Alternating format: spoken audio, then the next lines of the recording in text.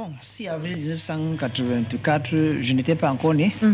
Je suis né 7 mois après. Donc ma joie d'abord, c'est de ne pas partager ce sang-là. Parce que c'est un régime qui a été baptisé dans le sang, qui s'est poursuivi. C'est un regard prophétique, hein, qui s'est poursuivi dans le sang. Dans les années 90, j'étais à l'école primaire quand il y avait les villes mortes ici. J'ai traversé les cadavres. Et c'est un régime qui est en train de finir dans le sang en réalité, parce que depuis 2016, il y a du sang qui coule dans le septentrion, mais aussi, surtout dans les régions du nord-ouest et du sud-ouest. Donc, si moi je jette un regard prophétique derrière cela, je dirais c'est un régime qui a pris le pouvoir dans le sang et qui est en train de quitter le pouvoir dans le sang. En tant que prêtre, ministre de l'Espérance et de la Miséricorde, c'est que le prochain régime ne prenne pas le pouvoir dans le sang. Donc, c'est la prière de tous les jours pour qu'on ait, j'allais dire, un pouvoir normal. Vous savez, chez nous, en Afrique, quand du sang a été versé quelque part, avant que la vie ne continue, il faut d'abord faire les rites de purification. C'est pour cela que, justement, les sorties récentes des évêques apparaissent comme une sorte de purification. C'est de l'eau bénite, comme je le dis, qu'on verse dans la nation pour purifier ces choses, pour que le troisième Cameroun, la troisième République du Cameroun, ne soit plus République du sang. Quand il prend la parole, c'est pour trancher dans la chair vive du Cameroun. L'abbé Étienne Bakaba n'est pas un prophète de salon. Il ne parle pas pour meubler les silences, mais pour bousculer les consciences. Sa voix est un souffle ancien, un vent brûlant venu des entrailles du pays, chargé de larmes, de colère et d'une espérance têtue. Il parle comme on jette une pierre dans une eau stagnante, espérant briser le calme putride de l'habitude et réveiller les dormeurs. Depuis son pupitre d'homme d'église, il n'appelle ni à la haine, ni à la vengeance. Il appelle à la purification, à la repentance. Il réclame une troisième république comme on réclame la pluie après des années de sécheresse. Il parle d'un Cameroun nouveau, lavé du sang, des combines, des serments trahis. Quand les évêques écrivent, ils n'écrivent pas contre un individu. Ils écrivent à partir des réalités de la vie quotidienne, n'est-ce pas, dont ils sont témoins par eux-mêmes, ou alors autrement des fidèles de partout, ou même des non-fidèles qui viennent à leur rencontre et posent les problèmes. Ils sont absolument solidaires des situations sociales calamiteuses que nous traversons tous depuis très longtemps déjà. Mais comme j'aime bien le souligner, ce n'est pas une exclusivité. Les évêques, même quand ils écrivent, ils disent comme de coutume. C'est-à-dire c'est une tradition pour les évêques de faire des sorties. Je rappelle que c'est depuis 1955 que les évêques font ce genre de sorties. Monseigneur Victor Toye-Bakot, alors président de la conférence épiscopale nationale, avait compilé tous ces enseignements des évêques, l'enseignement social des évêques du Cameroun de 1955 à 2005. Donc c'est un corpus d'écrits qu'il faut chercher à tout prix à voir pour savoir ce que font les évêques depuis avant les indépendances. Je peux rappeler rapidement en 1997 la lettre des évêques de Bouéa et de Bamenda-Passé, les deux diocèses qui existaient à l'époque, je crois, Pius Awa et Paul Veskov, qui avaient écrit une lettre pastorale sur les pots de vin, la corruption et les pots de vin. C'est au carême de l'année 1977. Vous êtes encore témoin des multiples combats en son temps de Monseigneur à l'époque, hein, Christian Cardinal Toumi, que ce soit à Yagua, que ce soit à Garoua, avant même son accession au cardinalat, le 28 juin 1988. Et quand il est devenu président de la conférence épiscopale nationale du Cameroun, au moins à sa deuxième mandature, en 1990, c'était le 17 mai précisément, il a fait écrire une lettre sur la crise économique, n'est-ce pas, que traversait le pays, dont les évêques parlent depuis des problèmes du Cameroun, que ce soit la lettre de 96 sur le tribalisme, les discours haineux, que ce soit la lettre de 98 sur le devoir des fidèles laïcs de s'engager dans la vie politique pour la transformer avec le ferment de l'évangile, que ce soit la lettre de 2004 sur le droit et le devoir des citoyens de voter, que ce soit d'ailleurs, j'allais sauter la lettre du 4 septembre 2000 sur la corruption, ou alors la lettre de 2018 sur les élections, celle du 24 août, sur les élections déjà, ou encore, si vous le voulez, la lettre du 11 janvier 2025 à Buea sur la situation socio-économique que traversait le pays,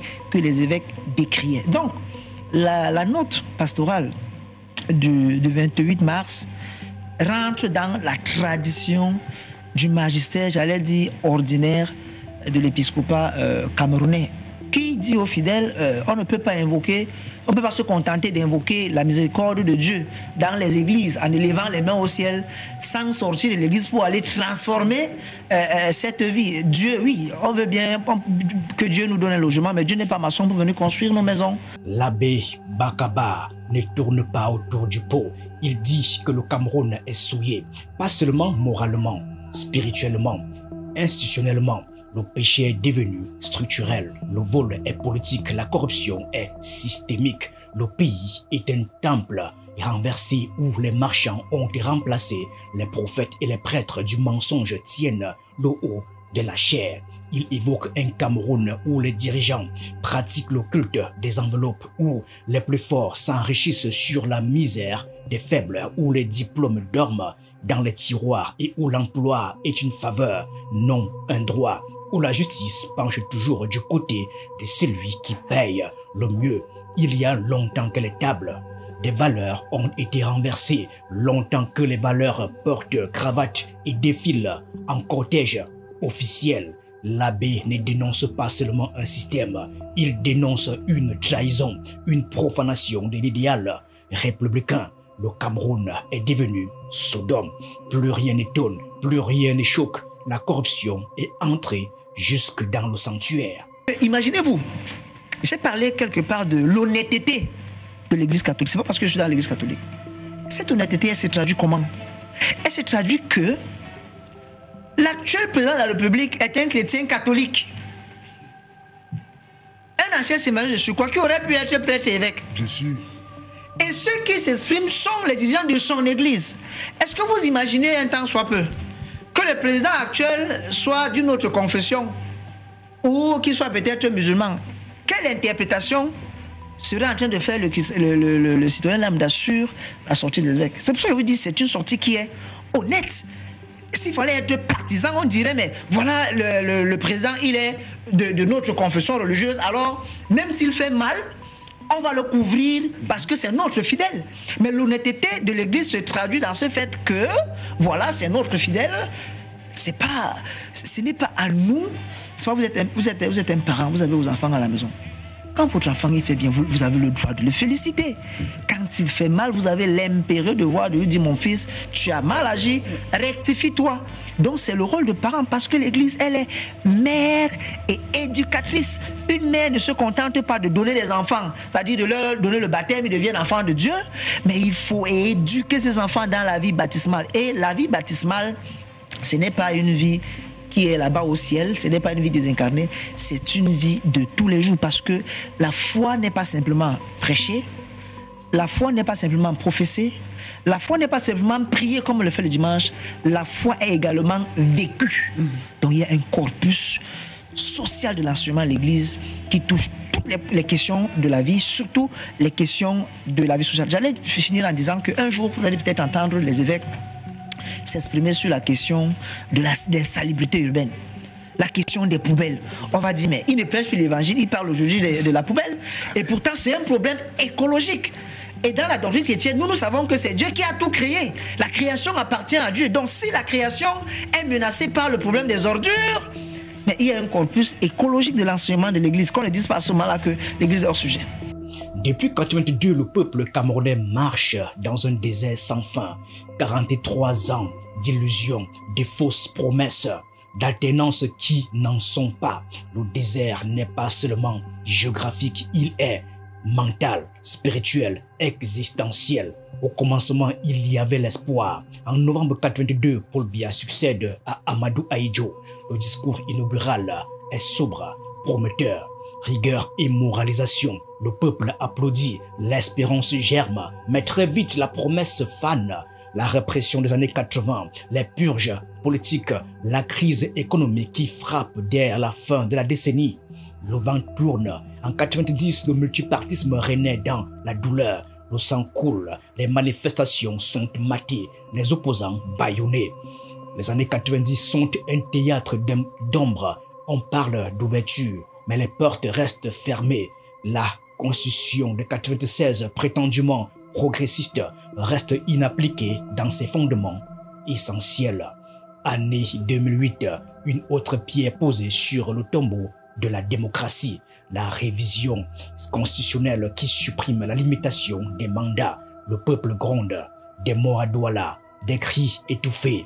Puis viennent les années 2010, marquées par la guerre contre Boko Haram, mais aussi par la guerre contre la vérité. Arrestation d'opposants, procès politiques, musulmans des médias, internet coupé dans des régions anglophones. Le sang coule encore, la division s'installe. Aujourd'hui, en 2025, 43 ans après le début du règne de Paul Biya, le peuple attend toujours un passage de la mer Rouge. La jeunesse est exilée dans les ambassades. Les rues sont peuplées d'âmes en errance. Les anciens disent « Nous avons connu le jour, mais nos enfants ne connaissent que la nuit. » On ne peut pas gouverner sans amour et sans humilité à l'égard du peuple auquel on prétend être au service. Donc, est-ce que le gouvernement actuel se sent menacé? Je dis, ceux qui se sentent menacés, c'est certainement parce qu'il leur manque l'intégrité morale, parce qu'ils n'ont pas de vision stratégique, c'est-à-dire ils tâtonnent par exemple pour prendre des décisions difficiles et rapides. Ils ont mal géré l'économie. Ils n'ont pas réussi à consolider l'unité nationale parce que, dans ce que disent les évêques, un des critères, c'est que le président, qu'il soit capable de parcourir au moins chacune des régions, au moins une fois pendant sa mandature. Qu'est-ce que cela peut avoir d'hérétique? La capacité à dialoguer et à écouter. Quand on sait qu'il y a certains qui sont prompts à embastiller les gens, à menacer les marches, dès que vous dites nous allons marcher, ça devient oh, les gens s'enflamment.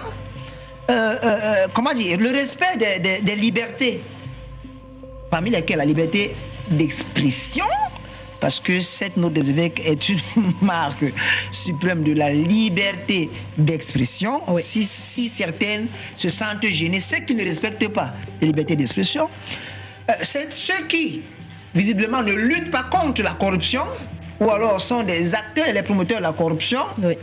Ils se sentent menacés. Ceux qui travaillent pour l'instabilité du pays, qui trouvent des avantages à ce que peut-être la guerre se perpétue parce que voilà, ils s'engraissent autour de l'industrie de la guerre, ils peuvent se sentir visés par la lettre des évêques, c'est-à-dire des gens qui n'ont pas été capables de gérer les crises en prenant les décisions appropriées. Ceux-là vont se sentir menacés. Mais là-dedans, les évêques n'ont cité personne. Donc, c'est comme les commandements de Dieu qui sont donnés. Chacun fait son examen de confiance et le juge suprême, qui est la conscience, c'est-à-dire c'est le sanctuaire dans lequel Dieu nous parle face à face, il est là. Et il te dira, si tu es honnête, tu comprends que d'après ce que dit le magistère là, tu es hors sujet, ne te présente pas. Voilà. À la manière des 10 plaies qui frappèrent l'Égypte, le Cameroun traverse ses propres malédictions. Chaque secteur est frappé. Les routes, des sillons de douleur. Les hôpitaux, des tombeaux modernes. L'école, une fabrique, des chômeurs. L'électricité, un luxe intermittent. L'eau, une promesse dans les discours. Une pénurie dans les robinets. L'abbé Bakaba décrit une nation qui a perdu le sens du sacré, où l'on ne gouverne plus par amour du peuple, mais par instinct de conservation. Il parle d'une économie du mensonge où les chiffres maquillent la vérité, où les projets sont annoncés mais jamais réalisés, où les chantiers sont éternels et les financements disparaissent. Le peuple a faim, le peuple a soif, mais le banquet continue à étudier. Le champagne coule, les décorations pleuvent, les odes au chef suprême résonnent. Et pendant ce temps, dans les villages, les femmes accouchent sur des nattes, les enfants marchent pieds nus et les vieux meurent sans pension. Les évêques, comme tout Camerounais normal, n'est-ce pas, se désolidarisent de cette gouvernance qui a mis le pays à genoux. Le marasme économique est une réalité palpable. Si vous allez aujourd'hui interroger, moi j'ai eu la chance d'encadrer les enfants du primaire et du collège jusqu'en 5e, où je posais les questions aux enfants sur les questions économiques, les questions politiques. Les petits-enfants vous disent que ça ne va pas. Pourquoi? Parce que papa ne revient pas à la maison avec le pain. Pourquoi? Parce qu'on ne mange plus. Pourquoi on ne me donne plus l'argent des beignets comme on me donnait avant? Donc tout le monde sait que le Cameroun va mal. Et si, j'allais dire, ces éclaireurs de conscience, ces veilleurs, un épiscope, c'est un veilleur, s'ils ne font pas leur devoir qu'ils sont en train de faire là, ben ils deviennent aphone, une église aphone, on n'en a pas besoin. Le rôle même du prophète, c'est d'annoncer. Or, on ne peut pas annoncer sans dénoncer. Chaque fois que vous allez voir un prophète qui annonce la parole de Dieu sans dénoncer, sachez qu'il est complice des malheurs de la société. Face à ce tableau apocalyptique, l'Église n'est pas restée muette. Les évêques du Cameroun, dans un document sobre mais puissant, ont dessiné le portrait d'un dirigeant nouveau. 10 commandements, 10 exigences morales et politiques, une sorte de charte pour la renaissance. L'abbé Bakaba s'y inscrit pleinement. Il appelle à un président serviteur, non dominateur, un président qui craint Dieu et respecte les hommes, un président qui écoute avant de parler, qui construit au lieu de promettre, qui unit sans écraser. Il faut, dit-il, un libérateur, un Josué pour succéder à Moïse, un David pour abattre les Goliaths de la corruption, du tribalisme, de la paresse d'État, un président qui saura se déchausser devant la douleur du peuple, car cette douleur est une terre sacrée. Mais il faut bien éduquer la conscience du citoyen pour le choix à opérer. Parce que si vous opérez de mauvais choix, mais vous n'aurez que vos yeux pour pleurer. Et quand on sort ces critères, j'allais dire, comme je les ai appelés d'ailleurs, les 10 commandements, je rappelle aux uns aux autres que les 10 commandements sont édictés dans la Bible au moment où le peuple sort de l'esclavage. Et il est en train de marcher vers la terre promise. Donc il faut quand même qu'on se dise aussi que voilà, le peuple de Dieu a fait... selon la manière biblique de compter, 4 siècles d'esclavage, et que nous aussi peut-être on sort d'une quarantaine d'années d'esclavage, et que nous sommes en marche vers une terre promise. On nous a promis quoi? L'émergence. Mais pour y parvenir, voici les 10 commandements qui sont valables pour les dirigeants. Ayons un regard prophétique sur tout ce qui est dit, et ayons le courage de dire, si l'Église ne s'exprime plus sur les questions sociales, sur les questions même politiques, là où le bien commun, la gestion du bien commun est en danger, alors cette Église ne sert à rien. Si elle se tait, elle ne sert à rien, ou alors elle opère par un silence complice. C'est pour cela qu'elle s'est toujours exprimée et elle doit continuer à s'exprimer. Ce que je souhaite, et un souhait, c'est qu'on ne considère pas cela comme un enseignement simplement pour les chrétiens. D'ailleurs, les évêques écrivent au peuple de Dieu qui est au Cameroun. Donc, si un musulman se considère comme étant un enfant de Dieu, c'est qu'il appartient au peuple de Dieu. Ils écrivent à tous les Camerounais, à tous les acteurs de la scène politique, c'est une catégorie bien précise, aux hommes, aux femmes de bonne volonté. Ce que je souhaite, c'est que d'autres leaders, qu'ils fassent pareil. L'abbé Bakaba n'est ni politicien, ni candidat, ni militant. Il est veilleur, guetteur. Il scrute l'horizon. Il croit malgré tout. Il croit, comme Ézéchiel dans la vallée des ossements desséchés, que le Cameroun peut revivre. Il croit que l'esprit peut souffler à nouveau sur cette nation brisée. Lève-toi et marche, semble-t-il dire à chaque Camerounais. Ne te résigne pas. Ne te laisse pas ensevelir vivant. Marche, crie, prie, agis. Car la terre promise n'est pas un mirage. Elle est possible. Elle est proche, peut-être, mais il faudra de l'endurance. Il faudra renverser les idoles, purifier les institutions, relever les autels de la justice et du travail. Mais seulement alors, le peuple pourra chanter non plus des cantiques de détresse, mais des hymnes de délivrance.